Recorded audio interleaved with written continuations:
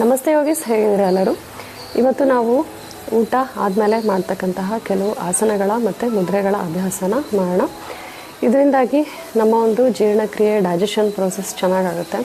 ಯಾರಿಗೆ ಒಂದು ಅಸಿಡಿಟಿ ಸಮಸ್ಯೆ ಇರುತ್ತಲ್ಲ, ಊಟದ ನಂತರ ಏನು ಎದೆಯಲ್ಲಿ ಉರಿ ಬರ್ತಕ್ಕಂಥದ್ದು, ಹೆವಿನೆಸ್ ಫೀಲ್ ಆಗ್ತಕ್ಕಂಥದ್ದು, ಗ್ಯಾಸ್ ಮತ್ತು ಈ ಒಂದು ಅಸಿಡಿಟಿ ಪ್ರಾಬ್ಲಮ್ನಿಂದ ಕೂಡ ರಿಲೀಫ್ ಸಿಗುತ್ತೆ ಅಂತ ಹೇಳ್ಬೋದು. ಈ ಅಭ್ಯಾಸ ಏನಿದೆಯಲ್ಲ, ನಾವು ಕೇಳೇ ಇರ್ತೀವಿ, ನಾವು ಊಟದ ನಂತರ ಯಾವುದೇ ಒಂದು ಯೋಗಾಸನಗಳ ಅಭ್ಯಾಸನ ನಾವು ಮಾಡಬಾರ್ದು ಅಂತ ಹೇಳ್ಬಿಟ್ಟು. ಬಟ್ ಕೆಲವು ಪರ್ಟಿಕ್ಯುಲರ್ ಆದಂತಹ ಸ್ಪೆಸಿಫಿಕ್ ಆದಂತಹ ಆಸನಗಳನ್ನು ಅಭ್ಯಾಸ ನಾವು ಖಂಡಿತ ಮಾಡ್ಬೋದು. ಈ ಆಸನಗಳ ಅಭ್ಯಾಸ ಯಾವ್ಯಾವುದು ಅಂಥೇಳಿ ನಾನು ನಿಮಗೆ ತಿಳಿಸ್ತೀನಿ. ನನ್ನ ಹೆಸರು doctor Deepti. Welcome to my YouTube channel.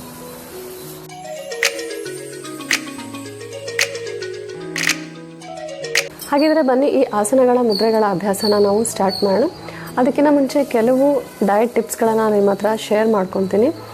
ಈ ಅಭ್ಯಾಸಗಳನ್ನು ನೀವು ಎಷ್ಟು ಅವಾಯ್ಡ್ ಆಗುತ್ತೋ ಅಷ್ಟು, ಎಷ್ಟು ಸಾಧ್ಯ ಆಗುತ್ತೋ ಅಷ್ಟು ಇದನ್ನು ಅವಾಯ್ಡ್ ಮಾಡಿ.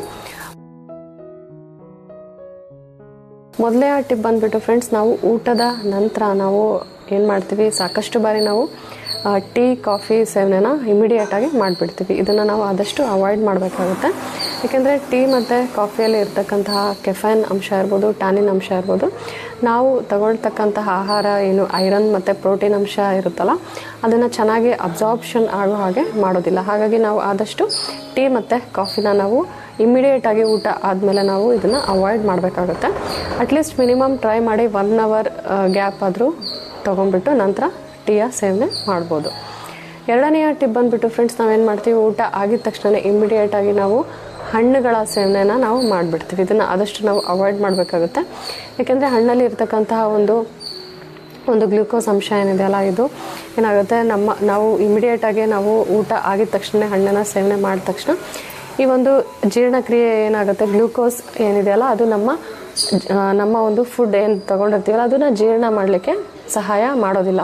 ಹಾಗಾಗಿ ನಾವು ಈ ಹಣ್ಣಿನ ಸೇವನೆ ಏನು ಮಾಡಬೇಕಾಗುತ್ತೆ, ಮಿನಿಮಮ್ 2 hours ನಾವು ಗ್ಯಾಪ್ ತೊಗೊಂಡು ನಂತರ ಹಣ್ಣಿನ ಸೇವನೆ ಮಾಡಬೇಕಾಗತ್ತೆ. ಅಥವಾ ನಾವು ಸ್ನ್ಯಾಕ್ಸ್ ಫಾರ್ಮಲ್ಲಿ ಇದನ್ನು ಸೇವನೆ ಮಾಡ್ಬೋದು.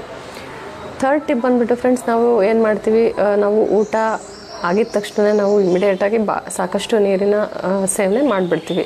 ಸೊ ಇದನ್ನು ಕೂಡ ಆದಷ್ಟು ನಾವು ಅವಾಯ್ಡ್ ಮಾಡಬೇಕಾಗುತ್ತೆ.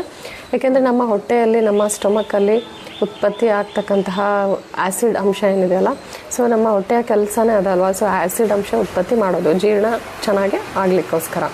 ಬಟ್ ಏನಾಗುತ್ತೆ, ನಾವು ಇಮಿಡಿಯೇಟಾಗಿ ನಾವು ನೀರನ್ನ ಕುಡಿದ್ಬಿಟ್ಟಾಗ ಏನಾಗುತ್ತೆ, ನಮ್ಮ ಒಂದು ಜಠರಾಗ್ನಿ ಏನಿದೆಯಲ್ಲ ಅದು ಮಂದ ಆಗೋಗುತ್ತೆ. ಸೊ ಆ್ಯಸಿಡ್ ಫಾರ್ಮೇಷನ್ ಏನಿದೆಯಲ್ಲ ಅದು ಕಡಿಮೆ ಆಗಿಬಿಟ್ಟು ನಮ್ಮ ಒಂದು ಜೀರ್ಣಕ್ರಿಯೆ ಪ್ರೊಸೆಸ್ ಅಷ್ಟು ಚೆನ್ನಾಗಿ ಆಗೋದಿಲ್ಲ. ಹಾಗಾಗಿ ನಾವೇನು ಮಾಡಬೇಕು, ಆದಷ್ಟು ನಾವು ಊಟದ ನಂತರ ಏನಿದೆಯಲ್ಲ ನೀರನ್ನ ಕುಡಿಯೋದು ಅವಾಯ್ಡ್ ಮಾಡಬೇಕಾಗುತ್ತೆ.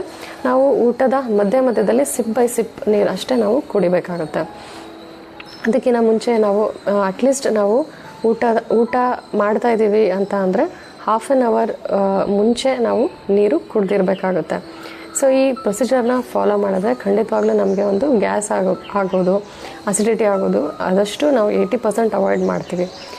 ಇದು 3ನೇ ಟಿಪ್ ಆಗುತ್ತೆ ಫ್ರೆಂಡ್ಸ್. ನೆಕ್ಸ್ಟ್ 4ನೇ ಟಿಪ್ ಬಂದುಬಿಟ್ಟು, ನಾವೇನು ಮಾಡ್ತೀವಿ, ನಾವು ಊಟ ಆಗಿದ ತಕ್ಷಣ ನಾವು ಇಮಿಡಿಯೇಟಾಗಿ ನಾವು ಮಲ್ಕೊತೀವಿ ಅಲ್ಲ.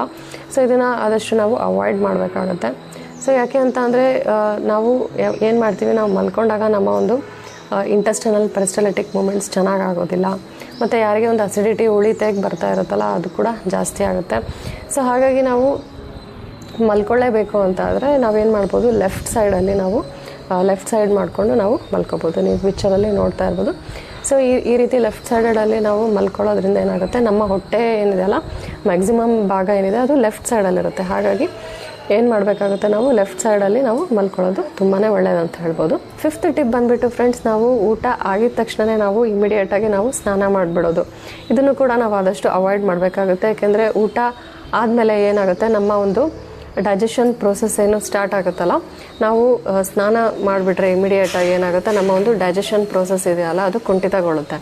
ಸೊ ಹಾಗಾಗಿ ನಾವು ಆದಷ್ಟು ನಾವು ಏನು ಮಾಡಬೇಕಾಗುತ್ತೆ, ಊಟ ಆದಮೇಲೆ ನಾವು ಮಿನಿಮಮ್ ಒಂದು 1/2 hour ಅಥವಾ 1 hour ಬ್ರೇಕ್ ತೊಗೊಂಡು ನಂತರ ನಾವು ಸ್ನಾನ ಮಾಡ್ಬೋದು. ಹಾಗಿದ್ರೆ ಬನ್ನಿ, ನಾವು ವಿಡಿಯೋದ ನೆಕ್ಸ್ಟ್ ಪಾರ್ಟ್ಗೆ ಮೂವ್ ಆಗೋಣ. ಕೆಲವು ಆಸನಗಳ ಮತ್ತು ಮುದ್ರೆಯ ಅಭ್ಯಾಸನ ನಾನು ನಿಮಗೆ ತಿಳಿಸ್ತೀನಿ ಅಂತ ಹೇಳಿದೆ. ಮೊದಲನೇದಾಗಿ ನಾವು ಈ ರೀತಿ ಸುಖಾಸನ ಪೊಸಿಷನ್ ಅಂತಾರೆ. ಈ ರೀತಿ ಕ್ರಾಸ್ ಲೆಗ್ ಪೊಸಿಷನ್ಗೆ ಸುಖಾಸನ ಅಂತ ಹೇಳಿ ಕರೀತಾರೆ. ಈ ಒಂದು ಪೊಸಿಷನ್ಗೆ ಬಂದಮೇಲೆ ನಾವೇನು ಮಾಡ್ತೀವಿ, ಈ ಎಲ್ಲ ಕ್ರಿಯೆಗಳನ್ನು ನಾವು ಊಟದ ನಂತರ ಮಾಡ್ತಕ್ಕಂಥ ಅಭ್ಯಾಸ ಆಗಿರುತ್ತೆ.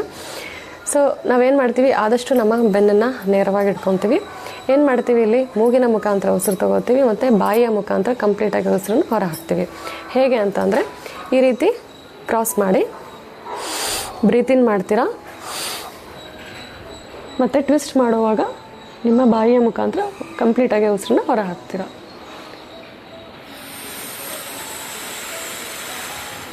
ಇದೇ ರೀತಿ ಆಪೋಸಿಟ್.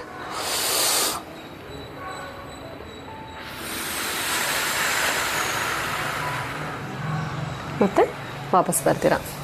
ಇದೇ ರೀತಿ ನಾವು 5 ಬಾರಿ ಇದನ್ನು ಅಭ್ಯಾಸ ಮಾಡೋಣ. ಓಕೆ, ಸ್ಟಾರ್ಟ್ ಮಾಡೋಣ. ಇವಾಗ ಮೂಗಿನ ಮುಖಾಂತರ ಉಸಿರು ತಗೊಳ್ಳಿ. ಟ್ವಿಸ್ಟ್ ಆಗುವಾಗ ಬಾಯಿಯ ಮುಖಾಂತರ ಉಸಿರನ್ನ ಹೊರ ಹಾಕ್ತೀರಾ. ಓಕೆ, ಸ್ಟಾರ್ಟ್ ಮಾಡೋಣ.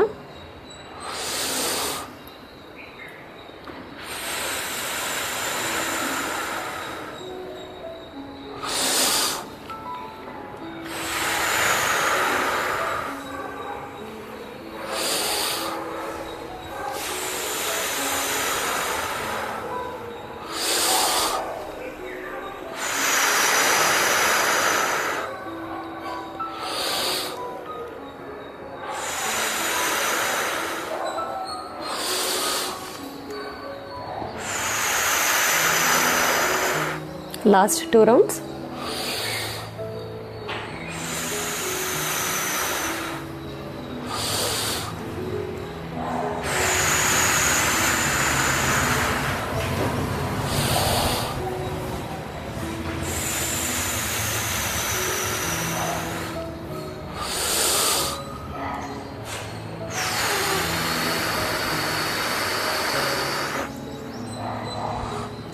ರಿಲ್ಯಾಕ್ಸ್. ಓಕೆ, ಈ ರೀತಿ ಮಾಡಿದಾಗ ಏನಾಗುತ್ತೆ, ನಾನು ಮೊದಲೇ ಹೇಳ್ದಾಗೆ ಪೆರಿಸ್ಟಲೈಟಿಕ್ ಮೂಮೆಂಟ್ ಏನಾಗುತ್ತಲ್ಲ, ನಮ್ಮ ಒಂದು ಕರಳಿನಲ್ಲಿ ಏನು ಆಹಾರ ಮೂವ್ ಆಗುತ್ತಲ್ಲ, ಇದಕ್ಕೆ ಪೆರಿಸ್ಟಲೈಟಿಕ್ ಮೂಮೆಂಟ್ಸ್ ಅಂತಾರೆ. ಇದನ್ನು ನಾವು ಆ್ಯಕ್ಟಿವೇಟ್ ಮಾಡ್ತೀವಿ. ಓಕೆ, ಬನ್ನಿ ಈಗ ನಾವು ಸೆಕೆಂಡ್ ಸೂಕ್ಷ್ಮ ಕ್ರಿಯೆಗೆ ನಾವು ಮೂವ್ ಆಗೋಣ.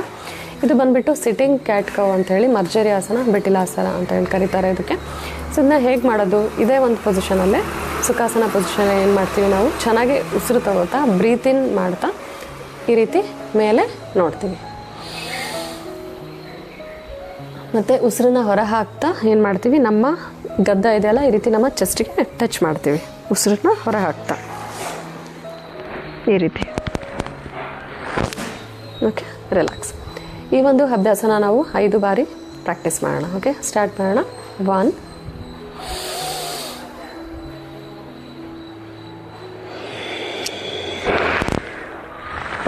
2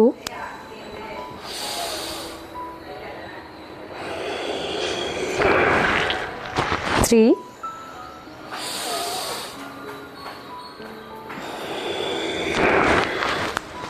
4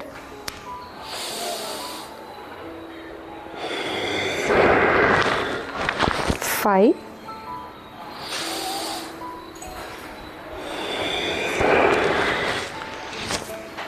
ರಿಲ್ಯಾಕ್ಸ್. ಸ್ಲೋ ಆಗಿ ಕಣ್ಗಳನ್ನು ಓಪನ್ ಮಾಡಿ. ಓಕೆ, ಬನ್ನೀಗ ನಾವು ನೆಕ್ಸ್ಟ್ ಕ್ರಿಯೆಗೆ ಮೂವ್ ಆಗೋಣ. ಇಲ್ಲಿ ನಾವೇನು ಮಾಡ್ತೀವಿ, ಕೈಗಳನ್ನು ಈ ರೀತಿ ಇಂಟರ್ಲಾಕ್ ಮಾಡ್ತೀವಿ. ಓಕೆ, ನೆಕ್ಸ್ಟು ಈ ರೀತಿ ಎಷ್ಟು ಸಾಧ್ಯ ಆಗುತ್ತೋ ಅಷ್ಟು ಈ ರೀತಿ ಮೇಲ್ಗಡೆಗೆ ಸ್ಟ್ರೆಚ್ ಮಾಡೋಣ. ಓಕೆ, ಕಂಪ್ಲೀಟಾಗಿ ಈ ರೀತಿ ಸ್ಟ್ರೆಚ್ ಮಾಡಿಬಿಟ್ಟು ಈಗ ಏನು ಮಾಡ್ತೀವಿ, ನಾವು ಮೂಗಿನ ಮುಖಾಂತರ ಉಸಿರನ್ನ ಒಳಗೆ ತೊಗೋತೀವಿ ಮತ್ತು ಬಾಯಿಯ ಮುಖಾಂತರ ಕಂಪ್ಲೀಟಾಗಿ ಉಸಿರನ್ನ ಹೊರ ಹಾಕ್ತೀವಿ. ಇದನ್ನು ನಾವು 5 ಬಾರಿ ಅಭ್ಯಾಸ ಮಾಡೋಣ. ಓಕೆ, ಸ್ಟಾರ್ಟ್ ಮಾಡೋಣ.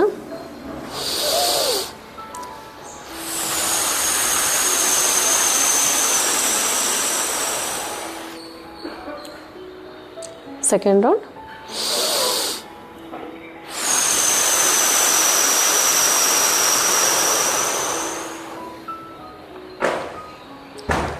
ಥರ್ಡ್.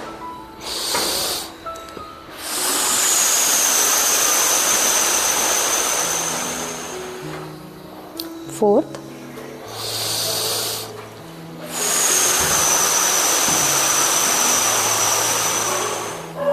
ಫಿಫ್ತ್.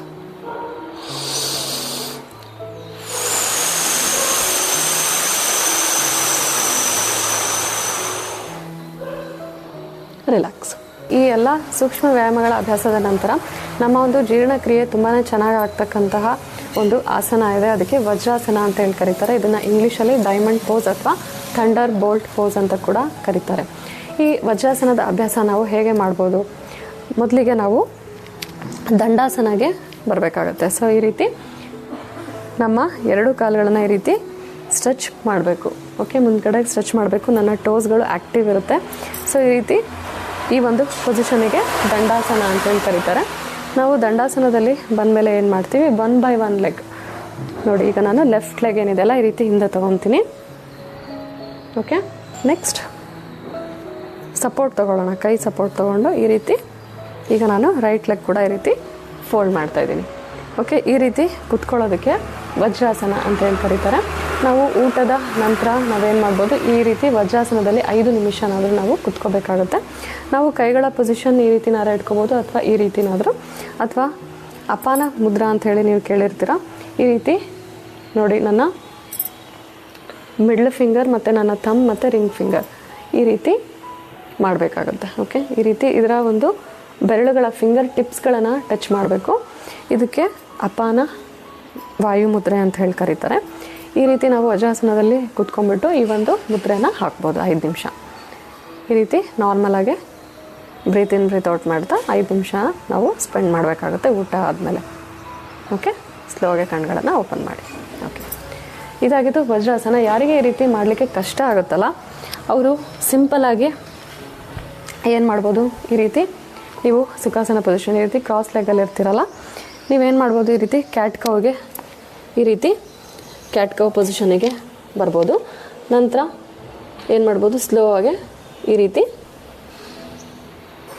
ಕೂತ್ಕೋಬೋದು. ಇದು ಇನ್ನೊಂದು ಮೆಥಡ್ ಆಗುತ್ತೆ, ವಜ್ರಾಸನದ ಇನ್ನೊಂದು ಮೆಥಡ್. ಓಕೆ, ಇದು ಕೂಡ ಕಷ್ಟ ಆಯಿತು ಅಂದರೆ ಇನಿಷಿಯಲ್ ಆಗಿ ಬಿಗಿನರ್ಸ್ಗೆ ತುಂಬ ಕಷ್ಟ ಆಗುತ್ತೆ ಮಾಡಲಿಕ್ಕೆ.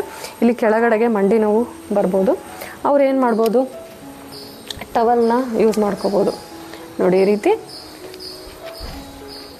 ಟವಲ್ನ ಕೂಡ ಯೂಸ್ ಮಾಡ್ಕೊಂಬಿಟ್ಟು ನಾವು ವಜ್ರಾಸನದ ಅಭ್ಯಾಸ ಮಾಡ್ಬೋದು. ಅಂದರೆ ನಾವು 5 ನಿಮಿಷ ನಾವು ಚೆನ್ನಾಗಿ ಕೂತ್ಕೋಬೋದು.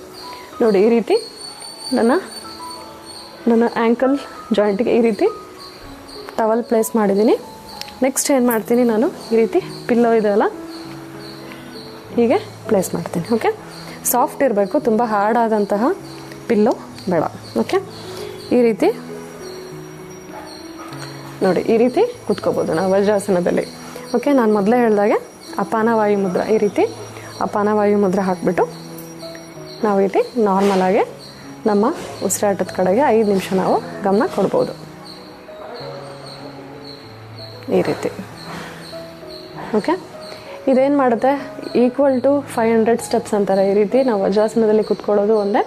ನಾವು 500 ಸ್ಟೆಪ್ಸ್ಗಳನ್ನು ಏನು ಊಟ ಆದಮೇಲೆ ನಾವು ವಾಕ್ ಮಾಡ್ತೀವಲ್ಲ ಇದಕ್ಕೆ ಸಮ ಆಗುತ್ತೆ. ಹಾಗಾಗಿ ವಜ್ರಾಸನ ಏನಿದೆಯಲ್ಲ ಇದನ್ನು ಖಂಡಿತವಾಗ್ಲೂ ನಾವು ಊಟದ ನಂತರ ಅಭ್ಯಾಸ ಮಾಡೋದು ಬಹಳಷ್ಟು ನಮಗೆ ಬೆನಿಫಿಟ್ಸ್ ಆಗುತ್ತೆ. ವಜ್ರಾಸನ ಮಾಡುವಾಗ ನಾವು ಕೆಲವು ಕಾಮನ್ ಆದಂತಹ ಮಿಸ್ಟೇಕ್ಸ್ಗಳನ್ನು ಮಾಡ್ತೀವಿ. ಅದು ಏನು ಅಂತ ತಿಳಿಸ್ತೀನಿ. ಮೊದಲನೇದಾಗಿ ನಾವೇನು ಮಾಡ್ತೀವಿ ಅಂತ ಅಂದರೆ, ನಮ್ಮ ಹೀಲ್ಸ್ ಮೇಲೆ ನಾವು ಕುತ್ಕೊತೀವಿ ಈ ರೀತಿ. ಸೊ ನೋಡಿ, ಈ ರೀತಿ ಪ್ರಾಪರ್ ಆದಂತಹ ವಜ್ರಾಸನ ಹೇಗೆ ಕುತ್ಕೊತೀವಿ ಅಂದರೆ, ನಮ್ಮ ಹೀಲ್ಸ್ಗಳು ಈ ರೀತಿ ಓಪನ್ ಆಗಿರುತ್ತೆ ಮತ್ತು ನಾವು ಚೆನ್ನಾಗಿ ನಮ್ಮ ಹಿಪ್ಸ್ಗಳನ್ನು ಈ ರೀತಿ ಪ್ಲೇಸ್ ಮಾಡಿಬಿಟ್ಟು ಚೆನ್ನಾಗಿ ಕುತ್ಕೋತೀವಿ. ಏನು ಮಾಡ್ತೀವಿ ನಾವು ಮಿಸ್ಟೇಕ್ ಅಂದರೆ, ಈ ರೀತಿ ನಮ್ಮ ಹೀಲ್ಸ್ ಇದೆಯಲ್ಲ ಇದ್ರ ಮೇಲ್ಗಡೆಗೆ ಈ ರೀತಿ ಕುತ್ಕೊಳ್ಳೋದು, ಇದು ತಪ್ಪಾದಂತಹ ಒಂದು ಭಂಗಿ ಆಗುತ್ತೆ. ಸೊ ಇದನ್ನು ನಾವು ಆದಷ್ಟು ಅವಾಯ್ಡ್ ಮಾಡಬೇಕು ಮತ್ತು ಈ ರೀತಿ ಕುತ್ಕೋಬೇಕಾಗುತ್ತೆ. ನಮ್ಮ ಹೀಲ್ಸ್ಗಳನ್ನು ಓಪನ್ ಮಾಡಿಬಿಟ್ಟು ಮತ್ತು ನಮ್ಮ ಬೆಟ್ಟು ಏನಿದೆಯಲ್ಲ, ಸೊ ಹೆಬ್ಬೆಟ್ಟು ಇದೆಯಲ್ಲ ಅದನ್ನು 2 ಪಾದಗಳ ಹೆಬ್ಬೆಟ್ಟನ್ನು ನಾವು ಟಚ್ ಮಾಡಬೇಕು. ಟಚ್ ಮಾಡಿಬಿಟ್ಟು ಈ ರೀತಿ ಕುತ್ಕೋಬೇಕಾಗುತ್ತೆ. ಇದು ಕರೆಕ್ಟ್ ಆದಂತಹ ಒಂದು ವಜ್ರಾಸನದ ಪೊಸಿಷನ್. ಸೊ ಇದಕ್ಕೆ ವಜ್ರಾಸನ ಅಂತೇಳಿ ಕರೀತಾರೆ. ಈ ಒಂದು ವಜ್ರಾಸನ ಯಾಕೆ ಅಷ್ಟು ಬೆನಿಫಿಟ್ ಅಂತ ಅಂದರೆ, ನಮ್ಮ ಬ್ಲಡ್ ಸರ್ಕ್ಯುಲೇಷನ್ ಏನಿದೆಯಲ್ಲ ನಮ್ಮ ಹೊಟ್ಟೆ ಭಾಗದಲ್ಲಿ ಬ್ಲಡ್ ಸರ್ಕ್ಯುಲೇಷನ್ನ ಜಾಸ್ತಿ ಆಗೋ ಹಾಗೆ ಮಾಡುತ್ತೆ ಮತ್ತು ನಮ್ಮ ಜೀರ್ಣಕ್ರಿಯೆನ ಖಂಡಿತವಾಗ್ಲೂ ಇಂಪ್ರೂವ್ ಮಾಡುತ್ತೆ. ಇನ್ನೊಂದು ಮಿಸ್ಟೇಕ್ ಏನು ಅಂತ ಅಂದರೆ, ನಮ್ಮ ಒಂದು ಥೈಸ್ ಇದೆಯಲ್ಲ ಇದನ್ನು ನಾವು ಅಗಲ ಮಾಡೋದು. ಸೊ ಇದನ್ನು ಈ ಒಂದು ಮಿಸ್ಟೇಕ್ ಕೂಡ ಮಾಡಬಾರ್ದು. ನಮ್ಮ ಥೈಸ್ ಇದೆಯಲ್ಲ ಈ ರೀತಿ ಟಚ್ ಆಗಬೇಕು. ಇದು ಪ್ರಾಪರ್ ಆದಂತಹ ಒಂದು ವಜ್ರಾಸನ. ಊಟ ಆದ ನಂತರ ನಾವು ಲೆಫ್ಟ್ ಸೈಡಲ್ಲೇ ಮಲ್ಕೊಳ್ಳೋದು ತುಂಬಾ ಇಂಪಾರ್ಟೆಂಟ್ ಆಗುತ್ತೆ. ಅದು ಈ ರೀತಿ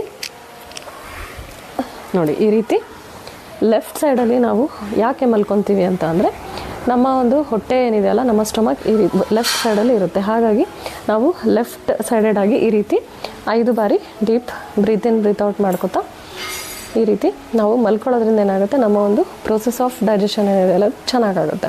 ಸೊ ಹಾಗಾಗಿ ಈ ರೀತಿ ನಾವು ಈ ಒಂದು ಪೊಸಿಷನಲ್ಲೇ ನಾವು ಮಲ್ಕೋಬೇಕಾಗತ್ತೆ. ಓಕೆ, ಸ್ಲೋ ಆಗಿ ವಾಪಸ್ ಬನ್ನಿ. ಓಕೆ, ಸೊ ಇಲ್ಲಿಗೆ ಊಟ ಆದಮೇಲೆ ಮಾಡ್ತಕ್ಕಂತಹ ಕೆಲವು ಆಸನಗಳ ಮತ್ತು ಮುದ್ರೆಗಳ ಅಭ್ಯಾಸ ಇಲ್ಲಿಗೆ ಕಂಪ್ಲೀಟ್ ಆಗುತ್ತೆ. ಹೋಪ್ ನಿಮಗೆ ಒಂದು ವಿಡಿಯೋ ಹೆಲ್ಪ್ಫುಲ್ ಆಗುತ್ತೆ ಅಂತ ಹೇಳಿ ಭಾವಿಸ್ತೀನಿ. ವಿಡಿಯೋ ಇಷ್ಟ ಆದರೆ ಇದನ್ನು ಲೈಕ್ ಮಾಡಿ, ಶೇರ್ ಮಾಡಿ, ಜೊತೆಗೆ ಸಬ್ಸ್ಕ್ರೈಬ್ ಕೂಡ ಮಾಡಿ. ಮತ್ತು ನಿಮ್ಮ ಒಂದು ಫೀಡ್ಬ್ಯಾಕ್, ನಿಮ್ಮ ಅನಿಸಿಕೆ ಏನಿದೆ ಅಂತ ಕೂಡ ನನಗೆ ಕಮೆಂಟ್ ಸೆಕ್ಷನಲ್ಲಿ ಕಮೆಂಟ್ ಮಾಡಿ ತಿಳಿಸಿ. ನಿಮಗೆ ಇನ್ನೊಂದು ಟಾಪಿಕ್ನೊಂದಿಗೆ ನಾನು ಮತ್ತೆ ಭೇಟಿ ಆಗ್ತೀನಿ. ಅಲ್ಲಿವರೆಗೂ ನಮಸ್ತೆ.